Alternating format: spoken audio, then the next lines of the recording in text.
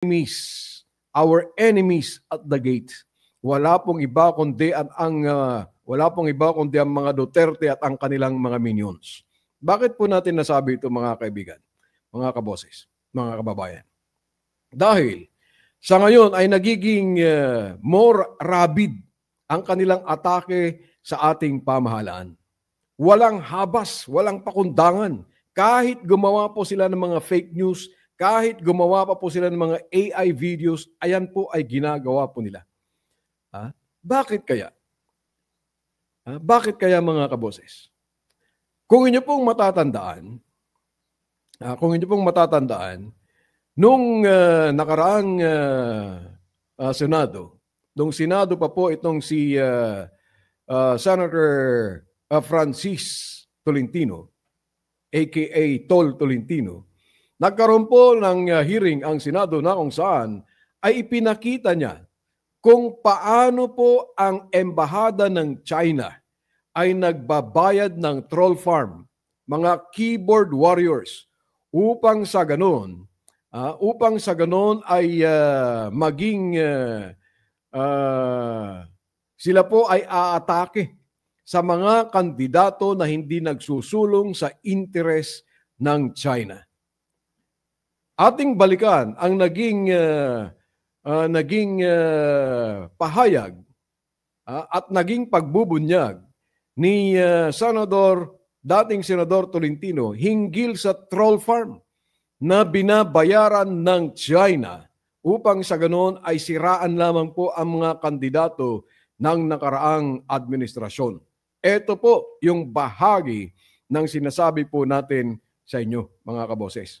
The other agencies have been saying a while ago. Meron akong gustong ipakitang kontrata. Gusto ko ipakita isang kontrata. Can we flash that on the screen? Can we enhance that? Ito po ay isang kontrata na pinasukan ng isang korporasyon, Infinitus Marketing Solutions Inc. Take note, Securities and Exchange Commission. Ito po yung pangalan noong kumpanya sa taas, kung makikita nyo. Nakalagay po sa agreement na binilugan, this contract made and entered into August 2023 in the city of Makati by Philippines, by and between the Embassy of the People's Republic of China in the Republic of the Philippines, represented by the Director of Media and Public Relations, Chinese Embassy, Mr. Wu Qingqi, with office address at 4896 Antonio Arnaiz Avenue, Makati, Metro Manila, hereinafter referred to as client, and Infinitus Marketing Solutions Inc., represented by Micah Pointon, Marketing Director with business address, nandiyan naman po, Valero, Makati, as the provider. Makikita po natin dito merong isang service agreement. Siguro magbubukas kaisipan din ito sa ating mga security agencies na nakakapasok din sa service agreement ang isang embahada patungkol sa isang trabaho. At ang trabaho po rito ay siguro papakita ko to mamaya. Siguro, can we go to the next slide? Can we go to the next slide? Ayan. Ang trabaho po, babayaran ng kliyente, nakalagay po doon, payable to Infinitus Marketing Solutions, bank deposit, magta-transfer, magbabayad po. Ang kliyente po ang People's Republic of China, babayaran nila, zoom muna, paliitin mo muna. Ayan, babayaran nila through a bank transfer sa Union Bank, account number, blah, blah, blah. Nakita niyo po yung account number dito. Meron silang agreement. Ang trabaho ng Infinitus is to provide keyboard warriors. Keyboard warriors. Ano po ang ibig sabihin ng keyboard warriors? To play a vital role in the overall effectiveness of the management project. So may mga salary dito, may increase, depende siguro ito sa nakalagay dyan, no? We aim to acknowledge their hard work, dedication, and continuous commitment to delivering exceptional results. So, loyalty was mentioned. Malamang-lamang itong keyboard warriors ay mga kababayan natin, mga Oh. Iyan po mga kaboses, keyboard warriors. So, eto, sinususpetsa ni Senator Tolentino na mga kababayan natin, which is totoo yan. Mga kababayan talaga natin kasi binabayaran po nila yan eh. Remember mga kaboses, na kung saan noon pa talagang prenajik na ng China na tanggalin at patumbahin etong si Pangulong BBM dahil ang gusto nila ay mangyari yung katulad na nangyari kay Erap Estrada na tanggalin si Erap, maupo yung Vice Presidente upang sa ganon ay magiging mahaba ang kanilang pagkahawak sa gobyerno.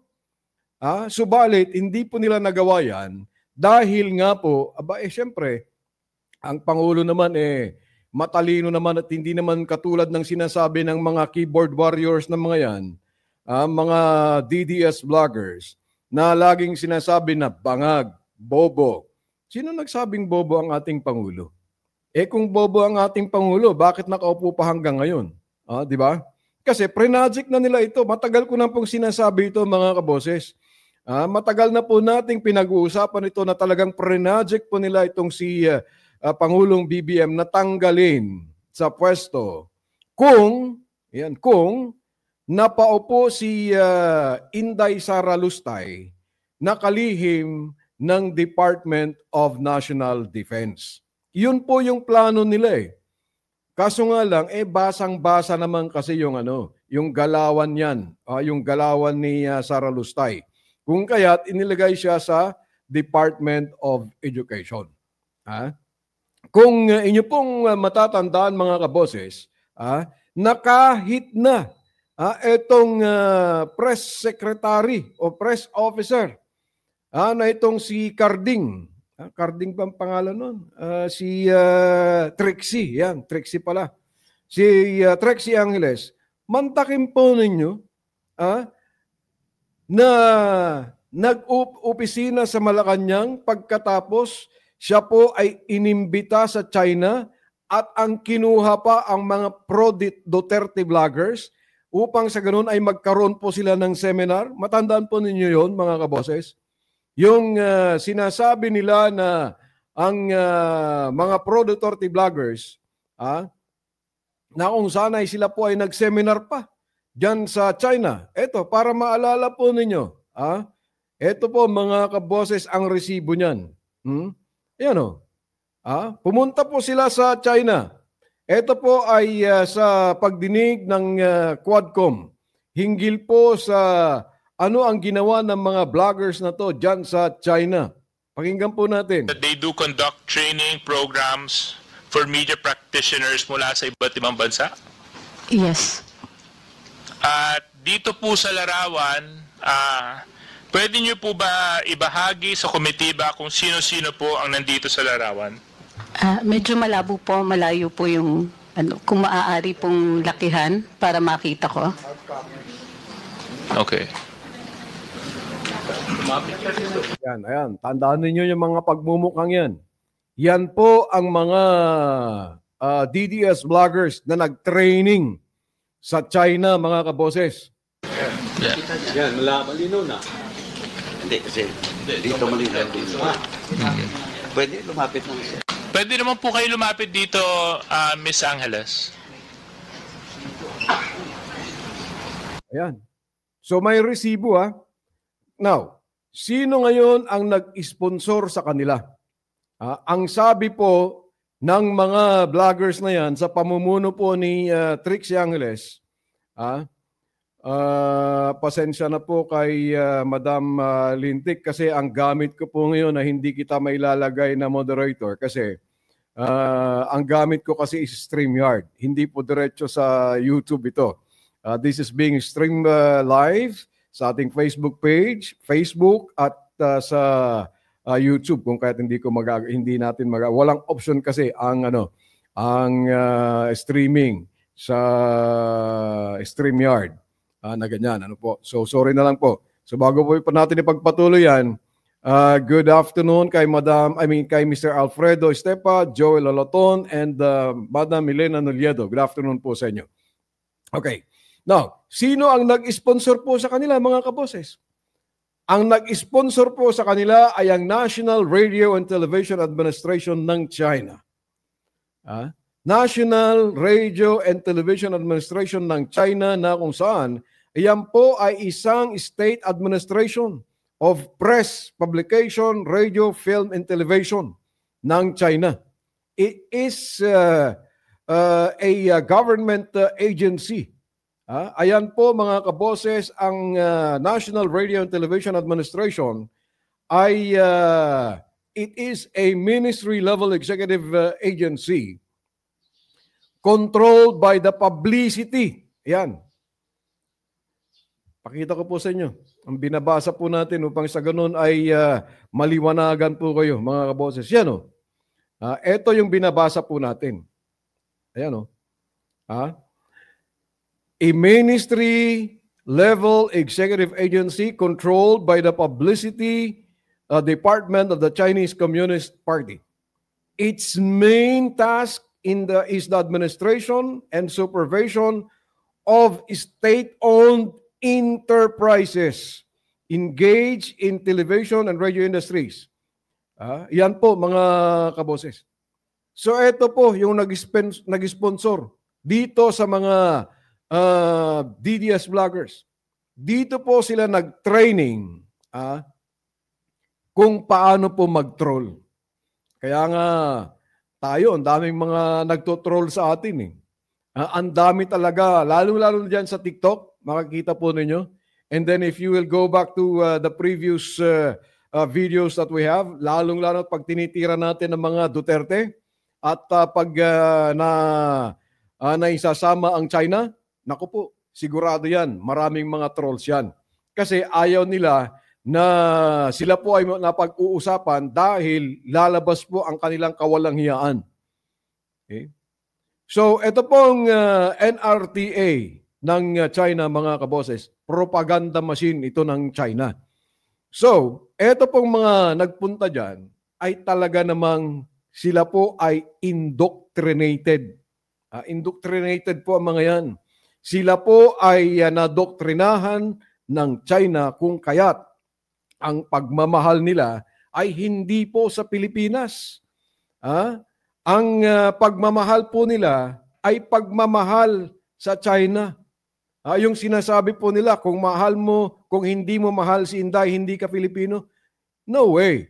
Kung mahal mo si Inday, ay ikaw ay isang China troll. Yun lang ang katotohanan, mga kaboses. Ngayon, ito pong sinasabi po natin na enemies of at the gate. Ito po ang mga Duterte at ang kanilang mga trolls.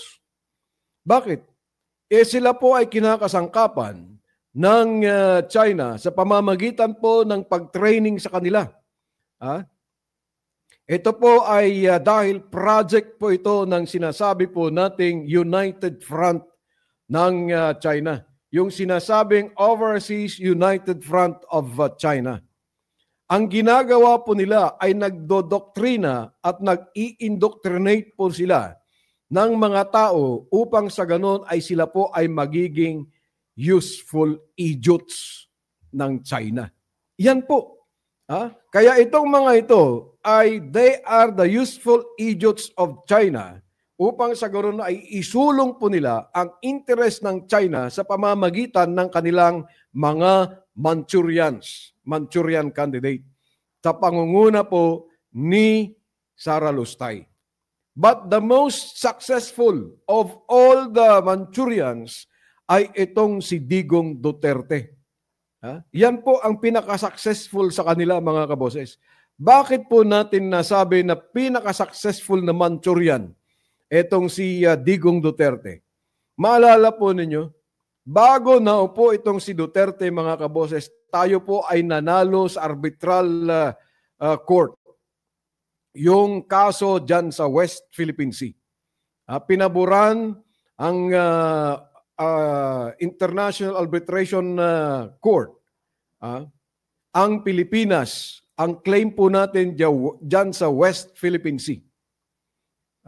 Yung arbitral ruling ay natalo po ang China, mga kaboses. Yan po ay bago na upo itong si Digong Duterte. Pero ano po ang kanyang ginawa? Ang kanyang ginawa, mga kaboses, ang sabi niya ay, yung panalo daw natin ay it's just a piece of paper. Ganyan po maliitin ni Digong Duterte ang panalo natin.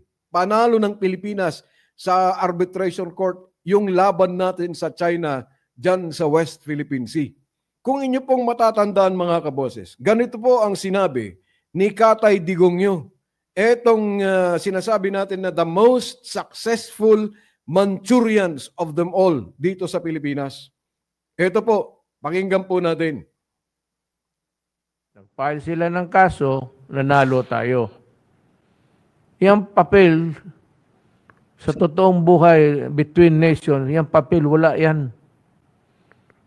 Kung sino yung tigas, United States, Britain, ano, pagka ginusto nilang ganyan, tayo, nanalo.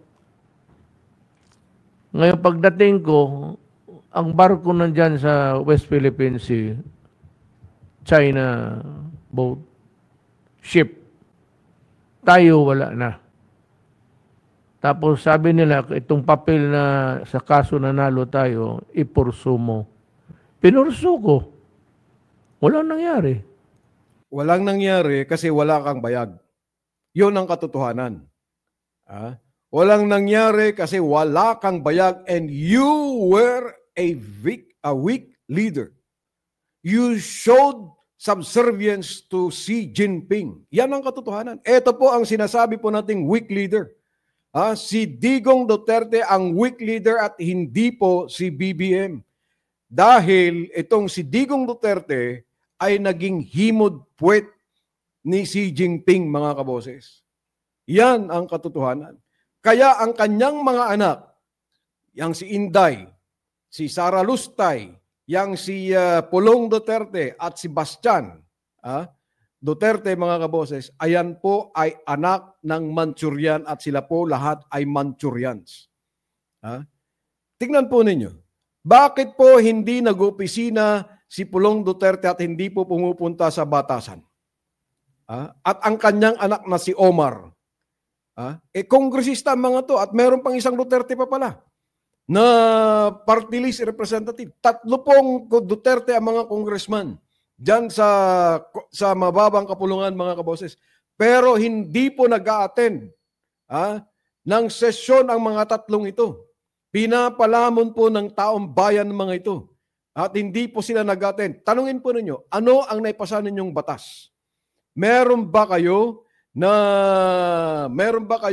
naiambag at meron ba kayong naipakitang kahit isang panukalang batas man lang? Wala. Zip. Nada. Zero. 3 kayo? Wala man lang kayong maipasang batas? Wala man lang kayong maipasang panukalang batas dyan sa Kamara de Representante? Ibig pa lang sabihin, etong 3 ulo ng Duterte na to, dyan sa Kamara de Representante, puro mga bobo kasi wala silang naiaambag at wala man lang silang naisasampang panukalang batas. Kasi puro pukpok ang inaatupag ni Pulong. Di ba? Namumukpok ang namumukpok ang pota . Yang si Pulong Duterte, mga kaboses. Pagkatapos tumira, itong si Bastian, ano ba ang kanyang sinabi dito po sa itong iginigiit ni Admiral Tariela na atin ang West Philippine Sea, ang talagang ipinaglalaban ng ating Coast Guard na atin ang West Philippine Sea. Tumira itong si isa rin to, itong si Marijuana Boy, itong Wake and Bake na tumatayong alkalde ngayon ng lungsod ng Davao. Ano kanyang sinabi? Pakinggan po natin. Once and for all, bago kayo magsalita, This is not about me being pro-China, but I'm leaning towards economic cooperations rather than military practices. So, before kayo magsalita, you take off everything. Yung nasa bahay nyo, sa damit nyo, sa brief nyo, sapatos nyo, lahat that's made in China, do not use it before you open your mouth. You take off everything that China made, do not use it, then you open your mouth. So again, sinasabi ko, it's not about, us against China because China will always be there and the United States will always be there. Sila yung nag-aaway and both countries want control over this territory. Ganyan po kaungas. Etong tumatayong alkalde ng Davao. Tanungin ko po kayo, mga kaboses. Tanungin ko po kayo. Kung talagang kaibigan natin ang China, bakit po sila nagwa-water cannon sa ating mga Coast Guard? Meron bang kapitbahay na ganon? Ano ang mararamdaman ninyo kung ang kapitbahay ninyo ay laging nakasilip sa inyo at laging nakamarites sa inyo? Lagi kayong minamanmanan. Ano ang nararamdaman at ano ang mararamdaman ninyo? Hindi ba ayon ay invasion of privacy na sinasabi po natin? Ang paghihimasok ng China Coast Guard sa ating exclusive economic zone, mga kaboses, ayan po ay pambubuli. Ayan po ay isang infringement sa ating sovereignty. Pero hindi nakikita etong mga bugok na Duterte ito dahil ang pinoprotektahan nila yung China. Etong sinasabi po ni Ungas na Sebastian na take off yung mga brief nyo galing China. Bakit lahat ba ng gamit sa bahay galing China? Ito, mikroponong ito. Palagay mo, baste, galing China to. Yung camera na ginagamit ko, galing China. Etong computer na ginagamit ko, palagay mo, galing China? Hindi po. Kasi, baka ikaw ang gumagamit ng mga galing China. Baka nga pati yung kape mo, galing China eh. Di ba? At ito ang sagutin mo. Bakit may mga balita na yung pamangkin mo na ngayon ay congressman sa Davao, si Omar Duterte, bakit po may balita na lahat ng mga prangkisa ng 7-Eleven dyan sa Davao ay sa inyo? Nakikinabang pala kayo sa Estados Unidos. Bakit po? 7-Eleven prangkisa po, that is an American franchise. What about McDonald's? Akala mo ito, ungas talaga itong mga Duterte na to eh. Ungas talaga itong mga magkakapatid na to at magkakamag-anak na itong mga Duterte na to. Sasabihin po ninyo na tanggalin ang brief, tanggalin lahat ng mga gamit niyo dahil galing sa China?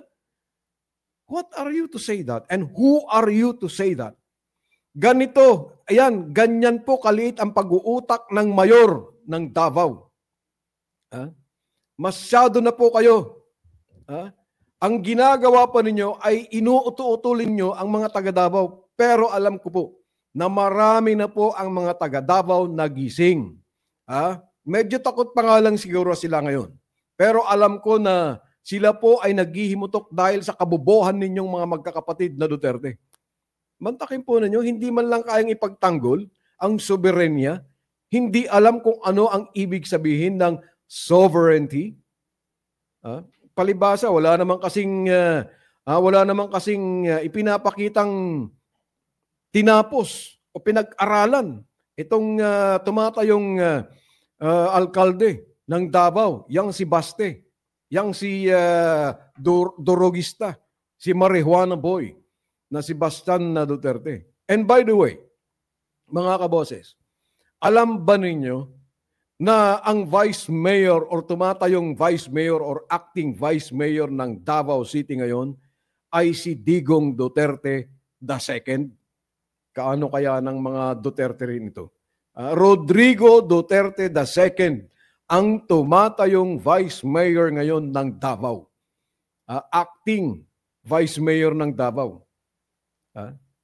Kaya ayan, kung tayo po ay magpapalansi at patuloy na magpapauto sa mga tao ng China, eto talagang kitang-kita naman natin. Kahit sunugin mo ang mga yan, ay mag-aamoy Xi Jinping pa rin ang mga yan. Mag-aamoy China pa rin ang mga yan. Wala pa silang ibang tema, kundi bangag, bobo, bayaran, yung mga yan. Kasi sila po ang bobo eh. Sila po ang bangag. Tignan po ninyo. Di ba pinakita natin yung video na ayan talaga namang high na high kasama ang kanyang girlfriend. Pagkatapos bayaran, palibhasa kasi kayo ang binabayaran ng China upang sa ganun ay isulong ang kanilang agenda dito sa Pilipinas. Hindi po ba may aligasyon si Senador Antonio Trillanes na itong si Pulong Duterte ay miyembro ng triad? Edi China pala ang nagpupundo sa kayamanan ninyo maliban pa sa mga kinurakot ng tatay nyo sa pamamagitan ng Farmally na bilyong-bilyong piso na ayan po ngayon ay malaking question kung saan po napunta yan. Dahil ang nagsulong dyan sa Farmally na yan ay walang iba kundi si Michael Yang. Dahil si Michael Yang ay isang Chinese economic advisor ni Digong Duterte. Kaya tayo po ay mag-ingat mga kaboses. Ang kalaban po, ang manunupil po sa kalayaan ng ating bansa ay nandyan lang sa ating mga doorsteps, nandyan lang sa ating pintuan. At ang mga iyan ay walang iba kundi ang mga Duterte at ang kanilang mga trolls. At kung kayo po ay magpapagamit sa mga troll ng Duterte, nako po, ang isinusulong po ninyo ay hindi po ang interest ng ating bansa, kundi ang interest ng China. Yan ang katotohanan. Kaya, dapat ang gawin po natin mga kaboses, tayo po ay gumising na sa katotohanan.